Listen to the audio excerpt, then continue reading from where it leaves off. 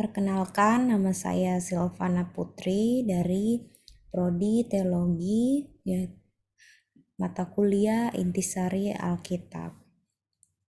Baik, di sini kita akan membahas sedikit tentang apa yang dinamanya Intisari Alkitab melalui irisan dan kata kunci, yang dimana Alkitab ini disusun secara progresif, sistematis, dan teratur, serta memiliki pembuatan kurang waktu yang tidak terbatas.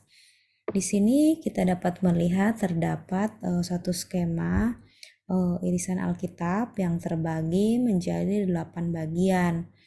Apa 8 bagian itu? Kita akan membahasnya. Yang pertama dimulai dari kitab Taurat. Lalu yang kedua kitab sejarah, yang ketiga kitab tentang puisi, dan keempat tentang nabi-nabi, dan kitab kelima tentang Injil, yang keenam kitab para rasul, kisah para rasul, yang kitab surat-surat, yang terakhir yang ke-8 itu kitab Wahyu. Kemudian Alkitab ini dibatasi menjadi 2 bagian, yaitu 4 perjanjian lama dan 4 perjanjian baru. Yang dimana pada Alkitab ini 8 bagian ini memiliki hubungan satu sama lain.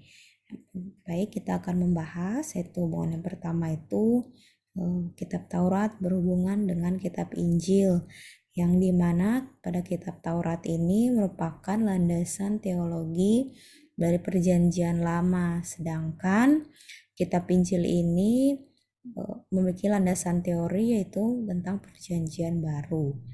Selanjutnya hubungan kedua itu kitab sejarah dan kitab kisah rasul, atau yang kita kenal dalam teologi kisah tentang gereja mula-mula, yang dimana kisah sejarah terjadi dalam perjanjian lama, begitu juga kisah tentang gereja-gereja awal pada perjanjian baru, yaitu di kisah para rasul. Lalu selanjutnya hubungan yang ketiga itu mengenai kitab puisi, atau yang kita kenal dengan kitab syair, yang terdapat dalam satu kelompok dalam irisan Alkitab, yang dimana kitab ini berhubungan dengan kitab surat-surat. Yang kemudian yang terakhir itu kitab nabi-nabi, yang dimana kitab nabi-nabi ini berhubungan dengan kitab Wahyu, yang dimana ada satu kelompok nubuatan yang terdapat dalam kitab nabi-nabi, yang dimana berisi tentang nubuatan-nubuatan pada Alkitab. Kemudian dari kitab Wahyu ini yang kita tahu ada seorang Yohanes yang menulis tentang nubuatan-nubuatan tentang perjanjian baru. Baik, selanjutnya dimana pada penulisan kita dapat mengetahui ini Alkitab ini disusun atau ditulis dalam kurun waktu kurang lebih 1600 tahun, yang dimana terdiri dari 40 penulis yang memiliki latar belakang yang berbeda-beda dan pandangan berbeda-beda. Lalu pada Alkitab ini terdiri dari perjanjian lama dan perjanjian baru, yang dimana perjanjian lama itu terdiri dari 39 kitab dan perjanjian baru terdiri dari 27 kitab. Perjanjian lama ditulis dalam bahasa Ibrani, dan sedangkan perjanjian baru ditulis dalam bahasa Yunani. Lalu selanjutnya perjanjian lama ini berisi tentang Taurat perjanjian, dan sedangkan perjanjian baru berisi tentang karunia dan penggenapan.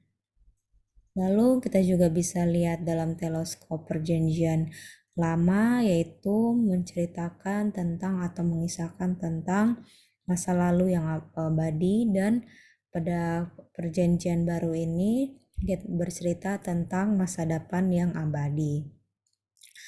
Dan kita dapat kita melihat suatu tema yaitu kemuliaan Allah, yang dimana kita dapat mengambil kesimpulan bahwa Alkitab ini ditulis secara sistematis dan sesuai dengan urutan-urutan yang ada, yang dimana tidak ditulis dengan asal-asalan dan mempunyai dasar yang cukup kuat. Lalu selanjutnya pada intisari Alkitab ini juga kita dapat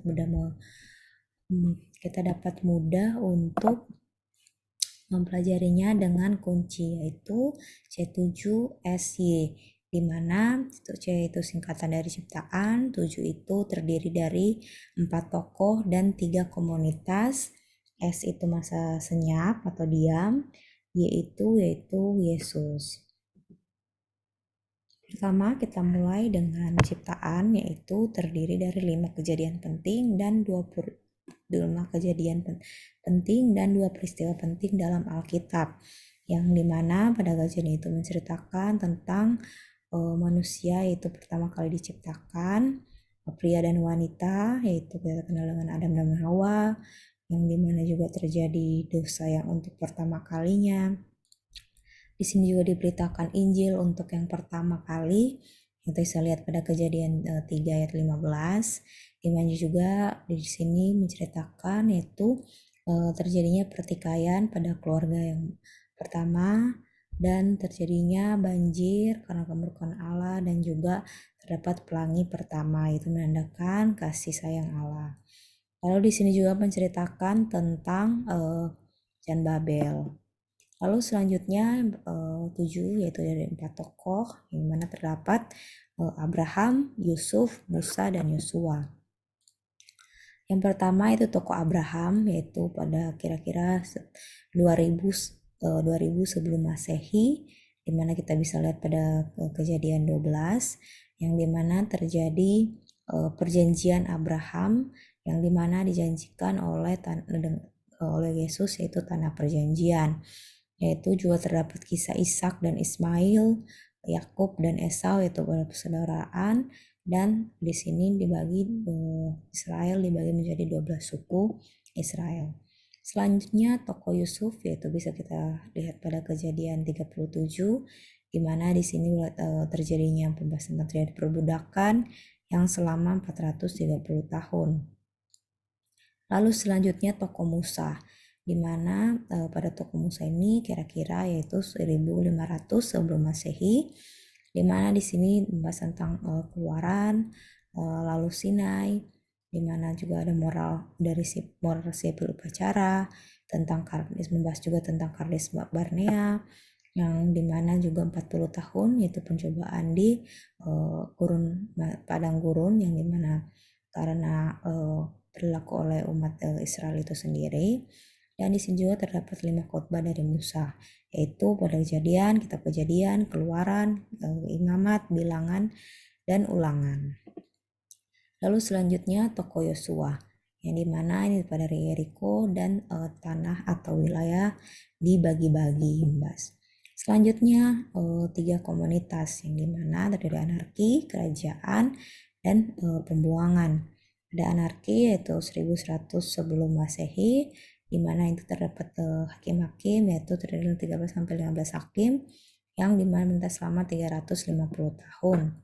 Selanjutnya tentang kerajaan, yang dimana ada kita tahu itu perjanjian Daud, yaitu ada Raja Saul, Daud, dan Salomo, di mana pada kerajaan ini itu terbelah menjadi utara dan selatan, yang dimana Israel ini 10 sukunya dipimpin oleh Yerobeam, sedangkan di selatan yaitu Yehuda 2 suku ini dipimpin oleh Rehabeam, yang dimana juga pada nabi-nabi yang kita bisa lihat pada perjanjian baru terdapat 20 raja di kerajaan utara setelah Yerobeam dan 20 raja di kerajaan selatan setelah Rehabeam, yang dimana di sini juga ada menceritakan tentang selama 200 tahun kerajaan utara yang dibuang ke Asyur dan tanpa bisa kembali.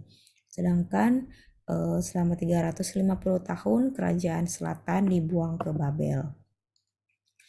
Selanjutnya yaitu pembuangan, yang dimana setelah 70 tahun kerajaan selatan atau Yehudania dibuang, kembali dalam 3 perjalanan,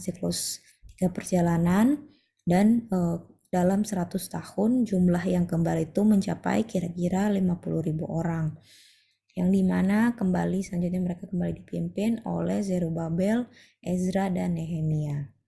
Lalu selanjutnya masa senyap yaitu sekitar 500 sebelum Masehi, di mana muncul adanya Alexander Agung, yaitu orang dari kerajaan Yunani yang merupakan murid dari Aristoteles, yang dimana mulai dibangun sistem Roma, yang dimana bahasa Yunani diubah menjadi bahasa internasional.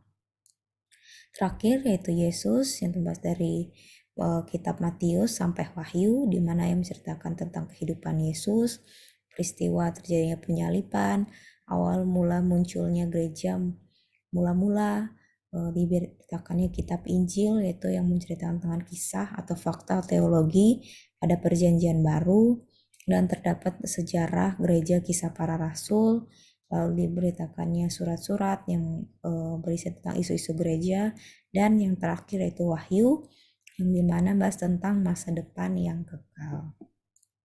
Baik, sekian dan terima kasih. Kurang lebihnya mohon maaf, semoga dapat bermanfaat untuk yang sedang mempelajari intisari dari Alkitab. Tuhan Yesus memberkati.